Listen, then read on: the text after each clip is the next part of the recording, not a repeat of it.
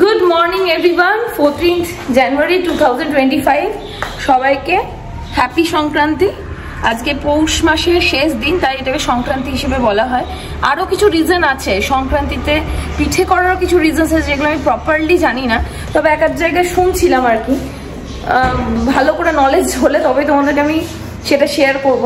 তবে এই সংক্রান্তিতে যে পিঠেটা করতেই হয় তার কিন্তু একটা বিশেষ কারণ আছে। তো সেইভাবেই কালকেও পিঠে করেছিলাম, কালকে ব্লগ করিনি, কালকে শ্যুটের জন্য পিঠে বানিয়েছিলাম, চুষি পিঠে বানিয়েছিলাম প্লাস দুধ পুলি। আজও কিছুটা দুধ পুলি বানাবো, আরও কিছু কিছু পিঠে বানাবো। এই সকাল থেকে শুরু করছি, তবে গিয়ে রাতে শেষ হবে। আজকে অনেক ভ্যারাইটির পিঠে হওয়ার কথা, তার মধ্যে যতটা পারবো তোমাদের সঙ্গে রেসিপি শেয়ার করব। আর কিছু কিছু রেসিপি অলরেডি দেওয়া আছে সাগরিকা ডায়েরি ইনস্টাতে, কিংবা সাগরিকা ডায়েরি ইউটিউবে গিয়ে তোমরা দেখতে পারো। তো চলো আজকে দিনটা স্টার্ট করা যাক। আর আই হোপ আজকে ব্লগটা তোমাদের খুব ভালো লাগবে। Being a content creator is not an easy thing.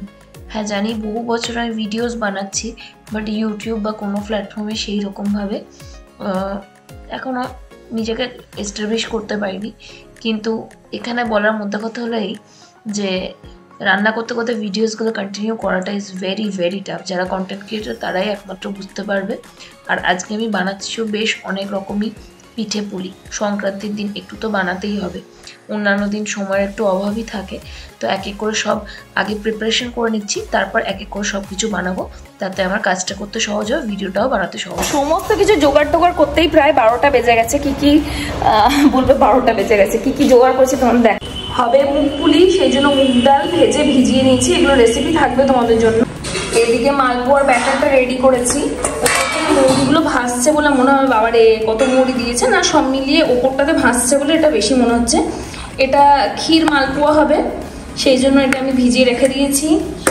এদিকে ডাল, এটা হচ্ছে কালো কলার ডাল খোসা ছাড়ানো, আর এটা হচ্ছে সেদ্ধ চাল। এই দুটো ভিজিয়ে রাখলাম, এটাতে রাতে সরু চিকুলি হবে। এইদিকে মুগ পুলির ইয়েটা তৈরি, কি বলে, ভেতরের পুরটা। এবার আমি করব পাটিসাপটার ব্যবস্থা। তার জন্য প্রথমে কাঁচিটা করে নেব।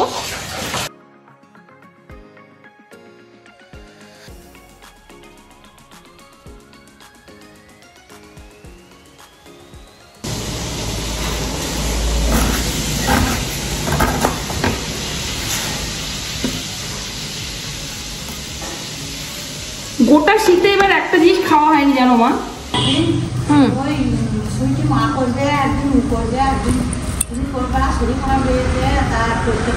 থাকো, কোথাও যেও না। বলেইছিলাম তোমাদের এক এক করে সব প্রিপারেশন আগে করে নিচ্ছি, তারপর সব বানাবো। তো আমি সবার প্রথমে শুরু করলাম পাটিসাপটাটা থেকে। পাটিসাপটাটা বানিয়ে নিলে এরপর ভাজা পিঠেগুলো করতে সহজ হবে। আর এদিকে আছে অন্যান্য রান্নাবান্না, আমাদের দুপুরে খাবার দাবারও তো হচ্ছিল, সেই জন্য গ্যাসের প্রত্যেকটা ওভেন মানে প্রত্যেকটা আঁচ যে আমি ফাঁকা পাবো এমনটা নয়। তো সেই জন্য দেখলাম আমার তো সব ব্যাটার রেডিই রয়েছে, সবার প্রথমে পাটিসাপটাটা দিয়ে সেরে নিই। আজ আমি বানাচ্ছি গুড় দিয়ে পাটিসাপটা। গুড়ের পাটিসাপটার রেসিপি তোমাদের জন্য থাকবে। আমি এর আগে একদিন চিনির পাটিসাপটা বানিয়েছিলাম, অবশ্যই ভিতরে ফিলিংটা গুড়েরই ছিল। তো সেটার রেসিপি অলরেডি দেওয়া আছে, তোমরা চাইলে সাগরিকা ডায়েরি ইনস্টাগ্রামে গিয়ে ফলো করতে পারো। তো দেখো পাটিসাপটাগুলো হয়ে গেল। কিছু কিছু পাটিসাপটা একটু ভেঙেও যাচ্ছিল মাঝে মাঝে। পাটিসাপটা করার পর এরপর আমি মালপোয়াগুলো এক এক করে ভেজে তুলে নেব।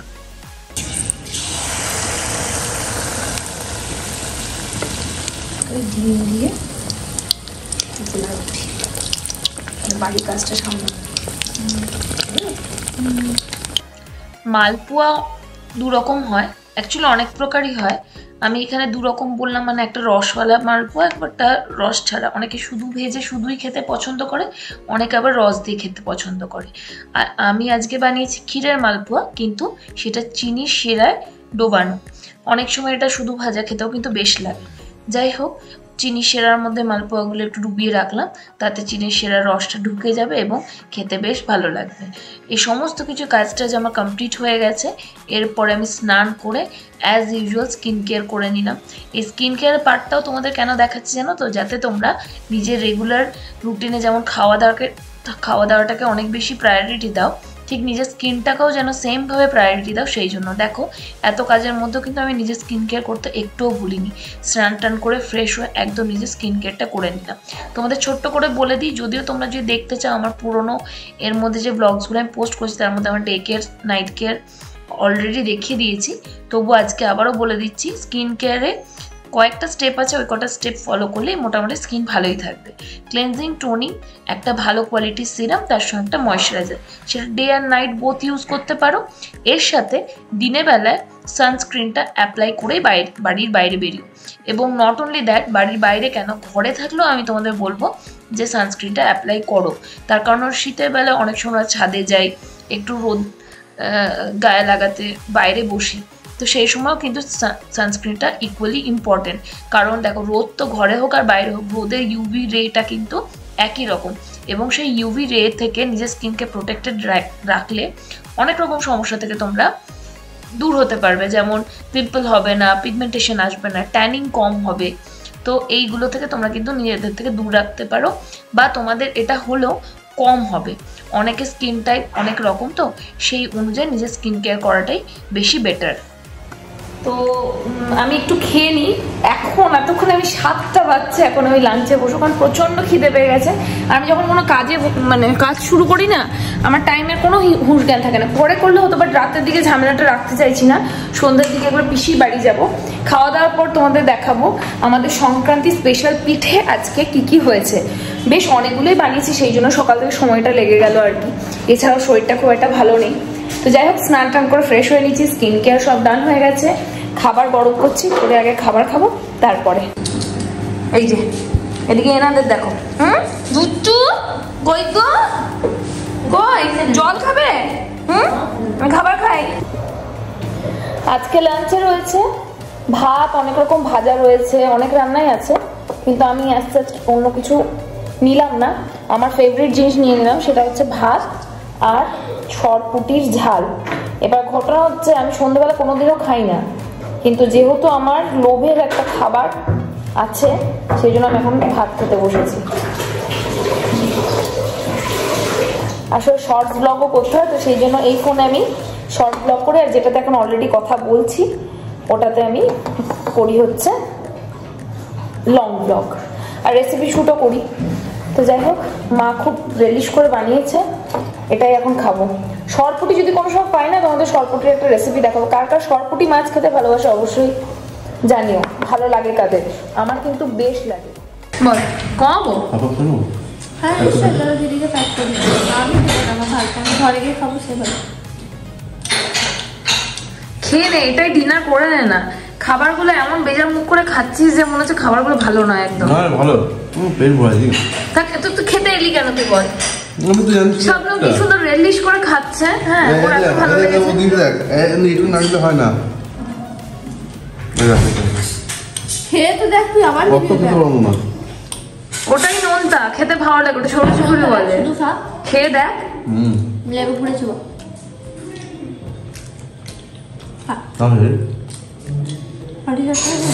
মানে এর সঙ্গে নোনতা একটা তরকারি হলে ভালো হতো, তাই তো? একটু অন্যরকম লাগছে।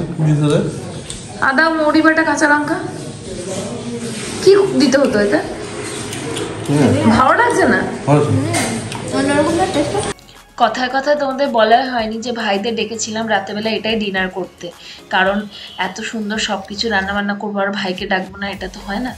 ভাই আর শবনম দুজনে এটা খেতে বেশ ভালোবাসে, তো সেই জন্য ওদেরকে খাইয়ে টাইয়ে একটু গল্প করে আমি রাতে ক্লিনিংয়ে লেগে পড়লাম।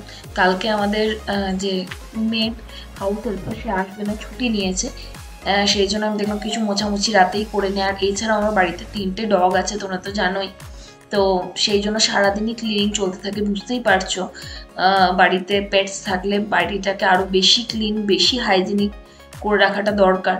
তো সেই জন্য আমরা মোটামুটি সারাক্ষণই ঘর টর মুছতে থাকি, যাতে চারিদিক পরিষ্কার পরিচ্ছন্ন থাকে আর কি। বাড়িতে ডগ রাখা মানে ক্লিনলিনেসের একটা আলাদা লেভেলই চলে আর কি। তো যাই হোক, ওরা এখনো ছোট, সত্যি কথা বলতে গেলে পটি ট্রেন বা পি ট্রেন এখনো সেইভাবে করা হয়ে ওঠেনি। তবে হ্যাঁ, পটি ট্রেনটা একটু একটু করা হয়েছে, ওদেরকে খাইয়ে দেওয়ার পর বাইরে নিয়ে যাওয়া হয়, কিন্তু সবসময় সেটা আমরা ওদের কি বলবো নোটিফিকেশনটা বুঝতে পারছি না। বাট বেশিরভাগ টাইমে আমরা বাইরেই করে আর কি। বাট পিটা তো বুঝতে পারছি না, তো আস্তে আস্তে ট্রেন হবে। সবে 3.5 মাস বয়স। ডক্টর আগের দিন এসেছিলেন, ভ্যাকসিন দিতে বললো, মনে হয় 4-5 মাস বয়স অবধি এটা ঘরে চলবে, কিছু করার নেই। তো আমরা সারাদিন ওই 2টো করে মপার থাকে, মানে মোছামুছিটা করে নিই, কারণ বাড়িতে মানুষজনও আছি আমরা, যাতে সবার কোনো অসুবিধা না হয়। সেই জন্য মোছামুছি ব্যাপারটা আমাদের সব সময় চলতে থাকে। যখনই হয় তখনই ফিনাইল, লাইজল এই সমস্ত কিছু দিয়ে ক্লিনিংটা হয়। তোমাদের এটা দেখার উদ্দেশ্য হচ্ছে এটাই যে বাড়িতে 3টে ডগ আছে, বাড়িতে একটা ডগ রাখলেও একই ব্যাপার, ক্লিনলিনেসটা কিন্তু খুব ইম্পর্টেন্ট। আমরা চেষ্টা করি। তবে হ্যাঁ, ডগের বাড়ি একটুখানি অন্যরকম তো লাগবেই, কিন্তু তার মধ্যে চেষ্টা করেছি যতটা সম্ভব পরিষ্কার পরিচ্ছন্ন রাখার, কারণ চারিদিকে আমরাও তো ধরো বাস করছি, সেই জন্য। যাই হোক, আজকে সংক্রান্তি উপলক্ষে কি কি করেছি পিঠে একটুখানি তোমাদের দেখাতে চাইছি আমি। এটা তো নলেন গুড়, এটা আনালাম আশকা পিঠে খাওয়ার জন্য বা সরু চিকুলি খাওয়ার জন্য। তো সরু চিকুলি আমি আর রাতে বানাইনি, সুদীপ্তরা আর খাবে না বললো, ওদের দিনের বেলা এক জায়গায় নেমন্তন্ন ছিল, সেখানে প্রচুর খেয়েছে, সেই জন্য আর খাবে না। তো এটা তো হলো। এছাড়া এইটা হচ্ছে আশকা পিঠের ব্যাটার, এটা আমি ভরে রেখে দেবো, কালকে করবো, যেহেতু ওরা খাবে না বললো। আমার ভাই আর শবনম এসেছিল, তো ওদেরকে খাওয়ালাম। আচ্ছা, এখানে রয়েছে, দেখাই, এটা হচ্ছে মুগ পুলি, খেয়ে মোটামুটি অলমোস্ট শেষ। তো বেশি করিনি এবার, যেহেতু নতুন, এইবার ফার্স্ট টাইমই বানালাম। তো এই 5টা মতো মুগ পুলি এখন থেকে গেছে, বেশ খেতে টেস্টি হয়েছিল। পরের বার একটু বেশি করে বানাবো। যাই হোক, তারপরে বলি,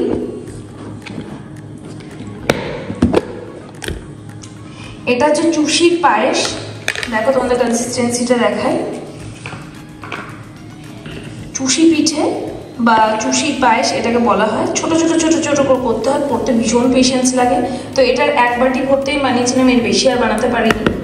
তো এইটা একটা বানিয়েছি। এটা তো হচ্ছে দুধ পুলি, যেটা বানিয়েছি, এই দেখো এরকম সাইজের দুধ পুলি আমি বানিয়েছি। এটা বাড়িতে সবাই খেতে ভালোবাসে, তাই একটু বেশি করে বানিয়েছি। অনেকটা বানিয়েছি, তাই কিছুটা ভেঙে গেছে। জেনারেলি ভাঙে না, তোমরা দেখতেই পাচ্ছ, বেশিরভাগই গোটা, এবং এটা ভীষণ নরম হয়। তোমরা যদি এটা রেসিপি দেখতে চাও, অবশ্যই সাগরিকা ডায়েরিতে গিয়ে দেখতে পারো। দুধ পুলি করার একদম সঠিক পদ্ধতি এবং কিভাবে দুধ পুলি নরম থাকবে সেটা তোমাদের আমি ওই চ্যানেলে দেখিয়ে দিয়েছি। এদিকে রয়েছে ক্ষীর মালপোয়া, এটারও রেসিপি খুব জলদি তোমরা পাবে, যদিও আমি ইনস্টাতে পোস্ট করে দিয়েছি, গিয়ে সাগরিকা ডায়েরিতে তোমরা চাইলে শর্ট ভিডিও দেখতে পারো। আর ফাইনালি এদিকে আমি বানিয়েছি গুড়ের পাটিসাপটা। গতবার বানিয়েছিলাম দুধের চিনি দিয়ে পাটিসাপটা, ভেতরে পুরটা গুড়ের ছিল, বাট এবার বাইরের কোটটাও আমি কিন্তু গুড়েরই দিয়েছি। তো এই ছিল আমাদের সংক্রান্তি স্পেশাল পিঠে পুলি বলতে পারো আর কি। আমি আমার মতো করে বানানোর চেষ্টা করেছি, এর বেশি আর সম্ভব হয়নি। যাই হোক, বাড়িতে সবাই খেয়ে দারুণ দারুণই বলেছে। তোমাদের তো খাওয়াতে পারছি না, তবে হ্যাঁ, যে যে খেতে চাও সে এসে চলে আসো আমার বাড়িতে। আমি রান্না করে খাওয়াতে সবাইকে ভীষণ ভালোবাসি। একদম চলে এসো, শুধু আসার আগে আমাকে একটু জানিয়ে দিও, আমি তোমাদের জন্য রান্নার ব্যবস্থা করে রাখবো।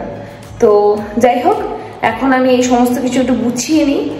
কিছু জিনিস তো ফ্রিজে রাখতেই হবে, আর বাকি জিনিসগুলো বাইরে রাখবো। পিঠে তো জেনারেলি খারাপ হয় না, বাট কিছু জিনিস ফ্রিজেই রাখবো। খুব ছোটোর মধ্যে সারলাম আজকে ব্লগটা। সারাদিন ব্যস্ততার মধ্যে কেটেছে, কিভাবে কেটেছি সেটাও তোমাদের দেখানোর চেষ্টা করলাম। যাই হোক, আমার ব্লগস তোমাদের কেমন লাগছে, আমার লাইফস্টাইল কেমন লাগছে অবশ্যই জানিও। কাল থেকে আবার ব্যাক টু ওয়ার্ক, মানে এদিকে শ্যুটগুলো চলবে, কারণ যেহেতু ইনস্টাগ্রামে এখন অ্যাজ এ কন্টেন্ট ক্রিয়েটার নিজেকে প্রতিষ্ঠিত করার চেষ্টা করছি, এবং এই জার্নিটা তো রয়েছে, এটা একদম নতুন চ্যানেল।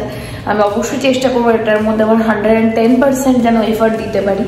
তো বাইরে না বেরোলে তোমাদের ভালো ভালো কন্টেন্ট দেবো কি করে বলো? তো সেই জন্য কিছুটা রেসিপি শ্যুট করে নিলাম এই কদিনের জন্য। এরপরে যেটা করব ওই দিকটা একটু দেখবো, তোমাদেরকে একটু ভালো ভালো ব্লগ দেওয়ার চেষ্টা করবো, এই আর কি। তো তোমাদের সংক্রান্তি কেমন কাটলো অবশ্যই জানিও। আর এই সাথে ব্লগটা শেষ করছি। ব্লগটা থেকে কিছু ভালো লাগলে চ্যানেলটাকে সাবস্ক্রাইব করো, ভিডিওটাকে লাইক করো, শেয়ার করো, as many as possible friends ফ্যামিলির সঙ্গে। দেখা হচ্ছে আনাদার নিউ ব্লগের সাথে। Till then tata, bye and take care. সবাই খুব ভালো থেকো।